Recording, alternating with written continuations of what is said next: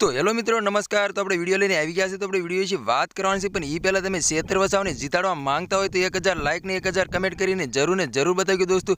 તો દોસ્તો તમને ખબર જ હશે કે કાલે 4 તારીખ ગઈ છે અને મતદાન બધોય કરી દીધો છે। તો હાલ એમ કહેવાય છે કે ભરૂચમાં તમને શું લાગ્યું છે, કોણ જીતશે અને કોણ હારશે દોસ્તો, કમેન્ટ કરીને જરૂર બતાવજો દોસ્તો।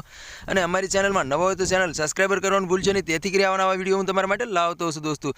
તો હાલ એમ કહેવાય છે કે ભરૂચ મતદાન જોઈને તમને શું લાગ્યું છે, કોણ જીતવાનું છે અને કોણ હારવાનું છે, કમેન્ટ કરીને જરૂર બતાવો દોસ્તો। તો તમને ખબર જ હતી કે ડેડિયાપાડાના ધારાસભ્ય એવા ક્ષેત્ર વસાવા છે, આમ સામે ગણો તો મનસુખ વસાવા છે। ત્યારે હાલ એમ કહેવાય છે કે બંને સામે ટક્કર થવા જઈ રહી છે દોસ્તો। કોની જીત થવાની છે અને કોની હાર થવાની છે આપણે જોવાનું રહેશે દોસ્તો। તો હાલ એમ કહેવાય છે કે મતની ગણતરી શરૂ થઈ ગઈ છે અને રિઝલ્ટ આવે એટલે આપણે જોવાનું રહેશે કોણ જીતશે અને કોણ હારશે દોસ્તો। તમને શું લાગી રહ્યું છે, ક્ષેત્ર વસાવા જીતશે કે મનસુખ વસાવા જીતશે, કમેન્ટ કરીને જરૂર બતાવજો દોસ્તો। તો દોસ્તો તમને ખબર જ છે કે આખા ગુજરાતની અંદર એક જ ચાલે તો ક્ષેત્ર વસાવા ચાલે એવા નારા પણ લાગી રહ્યા છે અને ડીજે ઉપર સોંગો પણ વાગી રહ્યા છે દોસ્તો। તો હાલ એમ કહેવાય છે કે 7 તારીખે મતદાન જતું રહ્યું છે। તો હાલ એમ કહેવાય છે કે મતદાનની ગણતરી શરૂ થઈ ગઈ છે। તો આપણે રિઝલ્ટ આવે ત્યારે જોવાનું રહેશે કોની જીત થશે અને કોની હાર થશે। મને તો લાગી રહ્યું છે કે મનસુખ વસાવાની હાર પાકી, કારણ કે ક્ષેત્ર વસાવાને એટલા સપોર્ટ કરે છે કે વાત જ ના પૂછો દોસ્તો। આદિવાસી સમાજ અને મુસ્લિમ સમાજ ખૂબ જ સપોર્ટ પણ કરતા હતા અને નારા પણ લગાવી રહ્યા હતા દોસ્તો। તો હાલ એમ કહેવાય છે કે ક્ષેત્ર વસાવાની જીત પાકી।